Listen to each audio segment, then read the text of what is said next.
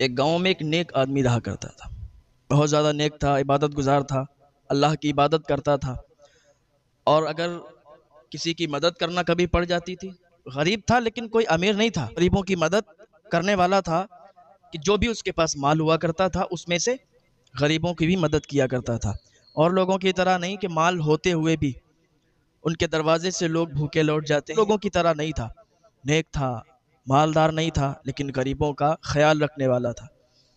اس کا پڑوسی تھا، وہ اس کا دوست تھا، وہ بھی بہت نیک آدمی تھا۔ تو ایک دن اسے خبر ہوئی کہ اسی کے محلے میں ایک میت ہو گئی، ایک انتقال ہو گیا، ایک بھائی کا جوان بھائی اس سے بچھڑ گیا، ایک بھائی کا جوان بھائی دنیا چھوڑ کر چلا گیا، انتقال ہو گیا۔ چلو اس کے یہاں چلتے ہیں، اس کو کچھ حوصلہ دیتے ہیں، اس کے گھر چلیں گے، اس سے کچھ باتیں کریں گے، اس کو تسلی پہنچے گی، اس کو ٹھنڈک پہنچے گی، اس کو حوصلہ ملے گا، تو اس کو جو غم لگے ہوئے ہیں ان غموں سے تھوڑی دیر کے لیے کچھ نجات ملے گی، ان غموں سے اس کو چھٹکارا ملے گا۔ چل دیے وہ دونوں، وہ اس کا پڑوسی جو تھا وہ بھی اور یہ دونوں لوگ چل دیے، چلتے رہے، اس کا گھر آ گیا۔ جیسے ہی اس کے گھر پہ پہنچے اس کو سلام کیا، اس نے سلام کا جواب نہیں دیا کیونکہ وہ رو رہا تھا اپنے بھائی کی یاد میں، بھائی کی یاد میں تڑپ رہا تھا، اور بھائی کی محبت تو آپ جانتے ہیں بھائی بھائی میں کتنا پیار ہوا کرتا ہے۔ یہ الگ بات ہے کہ دنیا کے ماحول میں پڑھ کر آج کے چال چلن میں انسان اپنے بھائی بھائی کا دشمن بن چکا ہے، لیکن ہر کوئی ایک جیسا نہیں ہوتا ہے، ہر کوئی ایک جیسا نہیں ہوتا ہے۔ وہ اپنے بھائی سے بہت زیادہ محبت، بہت زیادہ پیار کرنے والا تھا، بھائی بچھڑ گیا تو بہت رو رہا تھا۔ ان دونوں نے سلام کیا اور کہا ان اللہ مع الصابرین، اللہ تعالیٰ صبر کرنے والوں کے ساتھ ہے۔ اے میرے بھائی تم صبر کرو، اگر تم صبر کرو گے تو اللہ تمہارا ساتھ دے گا۔ تمہیں اس طرح رونا نہیں چاہیے کیونکہ دنیا میں جو بھی آیا نا اس کو جانا ہے، ہر انسان کو موت کا مزہ چکھنا ہے، ہر جاندار کو موت کا مزہ چکھنا ہے، ہر جاندار کو مرنا ہے، دنیا میں کسی کو رہنا نہیں ہے۔ میرے بھائی آپ یہاں ہو تو آپ ہمیشہ نہیں رہو گے، آپ بھی چلے جاؤ گے، آپ کے جانے پر آپ کے گھر والے آنسو بہائیں گے اور پھر اپنے اپنے کاموں میں ویست ہو جائیں گے، اپنے اپنے کاموں میں بزی ہو جائیں گے۔ لوگوں نے اسے تسلی دی لیکن وہ اتنی تیزی کے ساتھ رو رہا تھا کہ ان لوگوں کی بات اس نے سنی نہیں، اس کو اثر نہیں ہوا۔ ان دونوں نے اس کے ہاتھ پکڑ کر اسے جھیٹا، کہا میرے بھائی اللہ کے واسطے مت رو، اتنا رونا اچھا نہیں ہے صحت کے لیے، جتنا زیادہ رو گے تم بھی اتنی زیادہ پریشانی ہوگی تمہیں، مت رو، جو ہونا تھا وہ ہو گیا، اب جانے والا کبھی واپس نہیں آئے گا۔ اعلیٰ حضرت فرماتے ہیں جانے والوں پہ یہ رونا کیسا، بندہ ناشاد ہے کیا ہونا ہے، جو چلا گیا اب نہیں آئے گا، تو تمہیں رونا تمہارا بیکار ہے۔ غم ہے مجھے معلوم ہے کہ بھائی کے جانے پر کتنا غم ہوتا ہے، اپنے قریبی کے جانے پر کتنا غم ہوتا ہے، لیکن اس غم کو لے کر بیٹھ جانا یہ اچھی بات نہیں ہے۔ جب اس نے ان لوگوں کی باتیں سنی تو حوصلہ ملا، تسلی ہوئی، لیکن کہا میرے بھائیو میں اس بات پر نہیں رو رہا ہوں کہ میرا بھائی بچھڑ گیا، میرا بھائی مجھ سے جدا ہو گیا، میرا بھائی میرے دل کا ٹکڑا تھا، میرا بھائی مجھ سے بہت پیار کرتا تھا، میں اپنے بھائی سے بہت پیار کرتا تھا، لیکن میں اتنا جانتا ہوں کہ جانے والا کبھی واپس نہیں آتا، اور یہ اللہ کی امانت ہے، اس نے اپنی امانت لے لی، تو کسی کو یہاں جینا نہیں ہے، کسی کو ہمیشہ یہاں رہنا نہیں ہے۔ تو ان دونوں نے کہا کہ میرے بھائی جب آپ کو یہ سب معلوم ہے تو پھر کیوں روتے ہو، کیوں اتنی تیزی کے ساتھ رو رہے ہو کہ آپ میری بات نہیں سن رہے ہو؟ اس نے کہا میرے بھائی ہم اس لیے نہیں رو رہے ہیں، بلکہ ہم اس لیے رو رہے ہیں کہ میرا بھائی جب مرا، میرا بھائی کا انتقال ہوا، ہم نے اس کو نہلایا، غسل کروایا، اس کو کفن دیا اور دفن کرنے کے لیے قبر پہ لے گئے، دفن کر دیا، دفن کر کے لوگ واپس چلے آئے، لیکن میں نہیں آیا، میں اپنی بھائی کی قبر پر رک گیا۔ تھوڑی دیر قبر پر رکا تو میرے بھائی کی قبر سے ایک دم چیخنے کی آواز آئی کہ مجھے باہر نکالو، مجھے باہر نکالو میرے بھائی، مجھے یہاں بہت تکلیف ہے۔ جب میں نے اپنی بھائی کی آواز سنی تو میں سمجھا کہ میرا بھائی زندہ ہو گیا، میں نے سوچا کہ میرے بھائی کو ابھی موت نہیں آئی، ہو سکتا ہے کہ میرا بھائی زندہ ہو گیا۔ میں نے قبر کو کھودنا شروع کر دیا، جب میں نے قبر کو کھودنا شروع کیا تو آواز آئی اے بندے تو قبر کو کھود نہیں سکتا، اے شخص تو قبر کو کھود نہیں سکتا، یہ اللہ کے رازوں میں سے ایک راز ہے، اس کو پوشیدہ رہنے دے، اس کو باہر مت کر، اس قبر کو مت کھود، لہٰذا تو یہاں سے چلا جا۔ میں نے جلدی سے جب یہ آواز سنی تو جلدی سے اس قبر کو ویسے ہی بند کر دیا اور پھر میں چلنے لگا، اور جب میں چلنے لگا تو پھر آواز آئی، میرے بھائی نے مجھے پکارا اور کہا میرے بھائی مجھے باہر نکال لو، مجھے باہر نکالو، مجھے یہاں بہت تکلیف ہے۔ میں پھر بھاگا، اور پھر میں نے قبر کو کھودنا شروع کیا. جیسے ہی میں نے قبر کو کھودنا شروع کیا پھر آواز آئی کہ اے شخص تجھے سمجھ میں نہیں آتا کہ تجھے یہ قبر کھودنی نہیں ہے, تو قبر مت کھود, یہاں سے چلا جا.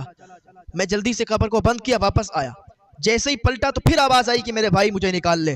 میں نے سوچا کہ شاید کہ میرا بھائی زندہ ہے اور اسی لیے مجھے بار بار پکار رہا ہے, ورنہ یہ مرنے والا کس طریقے سے پکار سکتا ہے.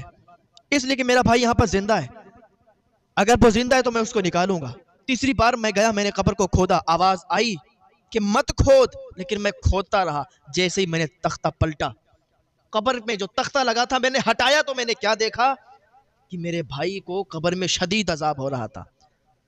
اس کے جسم پر کیڑے پٹے ہوئے تھے, اس کے ہاتھ زنجیروں میں بندھے ہوئے تھے. میں نے جیسے یہ حال دیکھا میں نے سوچا میں اپنے بھائی کو ان زنجیروں سے چھٹکارا دلا دوں, میں اپنے بھائی کو چھڑا لوں. میں نے ان زنجیروں کی طرف ہاتھ بڑھایا اور جیسے ہی میں نے زنجیروں کی طرف ہاتھ بڑھایا, میرے ہاتھ جیسے ہی زنجیروں میں لگے, زنجیروں میں ٹچ ہونا تھا, جیسے ہی میرا ہاتھ زنجیروں میں ٹچ ہوا کہ میری انگلیاں قطر گئیں. اتنا شدید عذاب ہو رہا تھا اس پر, اور وہ زنجیریں اتنی تیز گرم تھیں کہ میں نے جیسے ہی ہاتھ لگایا میری انگلیاں قطر گئیں. اس نے چادر ہٹائی, کا دیکھو میری انگلیاں قطری ہوئی ہیں. واقعی اس کی انگلیاں قطری ہوئی تھیں. کہا اتنی شدید مجھے تکلیف ہوئی کہ زندگی میں کبھی بھی اتنا درد مجھے نہیں ہوا تھا جتنا اس دن مجھے درد ہوا. میں نے ترنت تختہ پلٹا, مٹی ڈالی اور میں گھر پر واپس آ گیا. اس دن سے میں رو رہا ہوں, میں چیخ رہا ہوں, میں تڑپ رہا ہوں کہ آخر میرے بھائی کو یہ عذاب کیوں دیا جا رہا ہے, آخر میرے بھائی کو اتنی شدید تکلیف میں کیوں رکھا گیا ہے. میں وہ بات سوچ سوچ کر رو رہا ہوں کیونکہ مجھے اپنے بھائی سے بہت پیار تھا, مجھے اپنے بھائی کا یہ درد سہا نہیں جاتا. تو یہ جو دو شخص تھے اللہ کے نیک بندے, انہوں نے کہا اچھا مجھے یہ بتائیں کہ تمہارا بھائی وہ کرتا کیا تھا, کیا تمہیں ایسا کوئی جرم اس کا پتہ ہے کہ جو وہ دنیا میں رہ کر کیا کرتا تھا, کیا تمہیں ایسا کوئی گناہ اس کا پتہ ہے کہ وہ دنیا میں رہتا تھا اور کرتا تھا تمہارے سامنے. اس نے کہا ہاں, میرا بھائی 3 گناہ کیا کرتا تھا, 3 جرم کیا کرتا تھا. کہا اچھا کون سے گناہ کرتا تھا, کون سے جرم کرتا تھا. کہا سب سے پہلی بات تو یہ کہ میرا بھائی مالدار بھی بہت تھا, پیسوں کی کوئی کمی نہیں تھی, لیکن اس کے دروازے پر کوئی اگر غریب آتا تھا تو وہ اس کا مذاق اڑاتا تھا اور مذاق بنا کے اس کو بھگا دیتا تھا. کبھی بھی اس نے غریبوں کی مدد نہیں کی, کبھی بھی اس نے غریب انسان کو اپنے پاس نہیں بٹھایا, کبھی بھی اس نے بھوکے کو کھانا نہیں کھلایا. اور جو انسان بھوکا ہوتا ہے, انسانیت کیا چیز ہے کہ دھرم کوئی بھی ہو, کسی دھرم کا انسان آپ کے پاس آئے, انسانیت یہ ہے کہ اگر وہ بھوکا ہے اور آپ سے کھانا طلب کر رہا ہے تو آپ اس کو کھانا کھلائیں, یہ انسانیت ہے. انسان کے اندر اگر انسانیت مر جائے تو انسان جانور بن جاتا ہے. انسانیت یہ کہتی ہے کہ کسی دھرم کا انسان آپ کے پاس آئے, اس کی آپ مدد کرو, اگر بھوکا ہے تو اس کو کھانا کھلاؤ. اس کا ایمان اس کی جگہ اپنی جگہ ہے, لیکن انسانیت یہ ہے کہ آپ اس کی مدد کر دو. لیکن یہ کسی کی مدد نہیں کرتا تھا. اللہ تعالیٰ اس کو کبھی بھی غریب نہیں کرتا, اس کو کبھی بھی بھوکوں سے نہیں مارتا. جو بندہ غریبوں کی مدد کرتا ہو, جو بندہ بھوکوں کو کھانا کھلاتا ہو. آپ کو میں ایسے ہی بتاؤں کہ غریبوں کی مدد کتنی ضروری ہوتی ہے, کہ غریب لوگوں کی مدد کرنا اگر کوئی کرتا ہے تو اس کے کیا فائدے ہوتے ہیں اور کتنا ثواب ملتا ہے. ایسے ہی مجھے ایک واقعہ یاد آیا کہ حضرت فاروق اعظم رضی اللہ تعالیٰ عنہ کا دور تھا, اور اس دوران ایک غریب تھا جو کہ دیہاتی تھا, اس کی جو بیوی تھی وہ پریگننٹ تھی. اس کے شدید درد اٹھا, اس کے شوہر کے پاس اتنی دولت نہیں تھی, اتنا مال, اتنے پیسے نہیں تھے کہ وہ علاج کروا لیتا یا اس کے لیے اچھی غذائیں لا کے دیتا, اسے کھلاتا. تو اس نے اپنی بیوی سے کہا کہ اے میری شریک حیات, آج میری حیثیت اتنی ہے, آج میں اس قابل نہیں ہوں کہ میں تمہارے لیے اچھی غذائیں لاؤں, میں تمہارے لیے اچھا کھانا لاؤں, اچھے پکوان تمہیں کھلاؤں. اس ٹائم جو یہ حمل کا ٹائم ہوتا ہے نا, جو پریگننٹ عورت ہوتی ہے, جو یہ ٹائم ہوتا ہے, اس ٹائم میں عورت کو اچھے اچھے کھانے کھلانے چاہیے, اچھے اچھے پھل کھلانے چاہیے تاکہ اولاد اچھی ہو, بچہ اچھا ہو. لیکن اے میری شریک حیات, میں اس قابل نہیں ہوں کہ میں تمہارے لیے سب کروں. لیکن ہاں حضرت عمر فاروق اعظم رضی اللہ تعالیٰ, میں حضرت عمر فاروق اعظم کے پاس جاؤں گا, میں ان سے کہوں گا, وہ رحم دل بھی بہت ہیں, تو ہو سکتا ہے وہ ہماری مدد کر دیں, ہمیں کچھ پیسے دے دیں جس سے میں تمہارے لیے اچھے پکوان لاؤں, تمہارے لیے کچھ میوے لاؤں, تمہارے لیے کچھ اچھا کھانا لاؤں. اس نے ایک سوچا کہ چلو حضرت عمر فاروق اعظم کے پاس چلتے ہیں، تو ساتھ میں اپنی بیوی کو لیا. اکیلا تھا، بیوی اکیلی رہ جاتی تو پھر اس کی دیکھ بھال کون کرتا. بیوی کو ساتھ میں لیا اور چل دیا. چلتے چلتے حضرت عمر فاروق اعظم رضی اللہ تعالیٰ عنہ، بادشاہ وقت، حضرت عمر فاروق اعظم رضی اللہ تعالیٰ عنہ کا گھر تھوڑی دور پر بچا، تھوڑی دور پر رہ گیا. اس کی بیوی کے پیٹ میں درد اٹھا. جب درد تیزی کے ساتھ ہوا تو اس کو راستہ چلنا دشوار ہو گیا. اس نے کہا اے میرے شوہر، اب میں راستہ اور آگے نہیں چل سکتی. اس نے کہا کوئی بات نہیں ہے. وہیں پر خیمہ لگایا اور خیمہ لگا کر پر بیٹھ گیا. آگ جلا لی اور بیوی سے کہنے لگا ہے میری بیوی، اے میری شریک یاد، ایسے موڑ پر ہم لوگ بیٹھے ہیں کہ یہاں تو کوئی نہیں ہے اور رات بھی اتنی ہو چکی ہے کہ اب ہماری مدد کے لیے تو بھی کوئی نہیں آئے گا. بس اللہ پر یقین رکھیں، ہو سکتا ہے کوئی مدد کے لیے آ جائے. کیونکہ ان کے پاس کوئی سامان موجود نہیں تھا، کوئی چیز نہیں تھی. بیوی کے پیٹ میں درد بہت شدید ہو رہا تھا. خیمہ لگانے کے بعد بیوی کو اس میں لٹا دیا، آگ جلائی اور وہیں پر بیٹھ گیا. اللہ سے دعائیں کرنے لگا.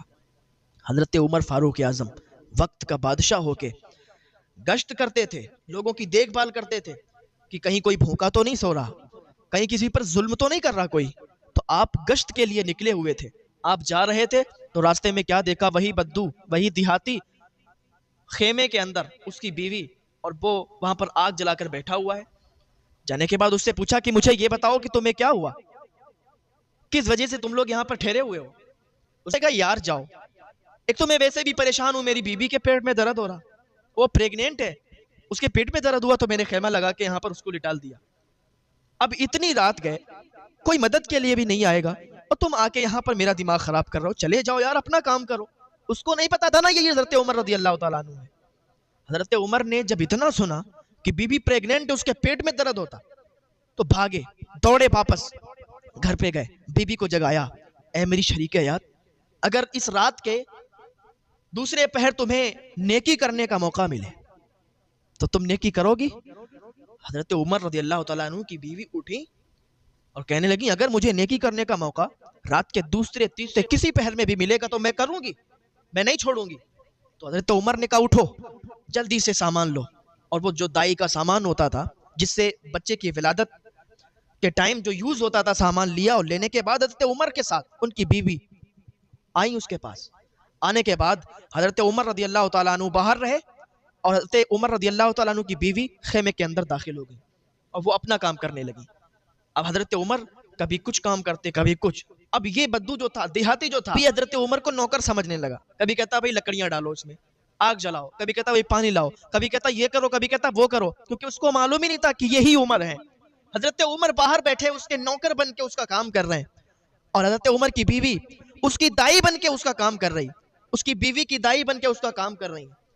بچے کی ولادت جب ہوئی، بچے کی رونے کی جب آواز آئی تو ان کی بیوی بولی کہ اے امیر المومنین، اے حضرت عمر، بچہ الحمدللہ سلامت ہے، بچہ سلامت ہے، بچہ ٹھیک ہے. جب اس بدو نے، جب اس دیہاتی نے یہ سنا کہ حضرت عمر یہی ہے تو قدموں پہ گر گیا، پیر پکڑ لیے، مجھے معاف فرمائے، میں نہیں جانتا تھا کہ آپ ہی عمر ہیں، میں نہیں جانتا تھا کہ آپ عمر ہیں، آپ بادشاہ وقت ہیں. اس لیے کیونکہ میں نے تو دیکھا کہ آپ کبھی لکڑیاں چولہے میں ڈال رہے ہیں، کبھی میرے لیے پانی لا رہے ہیں، میں آپ کو پہچان ہی نہیں پایا کیونکہ بادشاہ کا یہ کام نہیں ہوتا ہے. تو حضرت عمر نے اس کو پکڑا، اس کو اٹھایا اور سینے سے لگایا، اس کے ہاتھ پکڑ کر اٹھایا اور اپنے سینے سے لگایا اور کہا یار ہم کوئی ایسے ویسے کے غلام نہیں ہیں، ہم تو محمد الرسول اللہ صلی اللہ تعالیٰ علیہ وسلم کے غلام ہیں، اور ہمیں میرے حضور سے یہ سیکھ ملی ہے کہ دوسروں کی مدد کرو، دوسروں کی ہیلپ کرو، دوسروں کی پریشانیوں میں شریک ہو، دوسروں کی تکلیف کو اپنی تکلیف سمجھو. ہم اس لیے مدد کر رہے ہیں تاکہ ہمیں نیکی مل جائے، ہم نیکی کمانے کے لیے آپ کی مدد کر رہے ہیں. تو یہ حضرت عمر رضی اللہ تعالیٰ عنہ. تو نیکی، میں بات عرض کر رہا تھا کہ نیکی کرنا چاہیے، غریبوں کی مدد کرنا چاہیے اگر آپ استطاعت رکھتے ہیں. لوگ تو ایسے بھی ہیں کہ جن کے پاس کچھ بھی نہیں ہے لیکن پھر بھی وہ مدد کرتے ہیں. ہاں کیسے؟ اگر مال نہیں ہے تو کیا ہوا، اپنے جسم سے، اپنے ہاتھوں سے محنت کر کے ایک دوسرے کی مدد کرتے ہیں. عرض کر رہا تھا، اس نے بتایا کہ میرا بھائی 3 کام کرتا تھا. ایک کام کہ وہ غریبوں کی مدد نہیں کرتا تھا، ان کو رسوا کر کے دروازے سے بھگا دیتا تھا. اور دوسرا کام یہ کہ حرام اور حلال میں وہ تمیز نہیں کرتا تھا، حرام کمائی کماتا تھا اور حرام کھاتا تھا.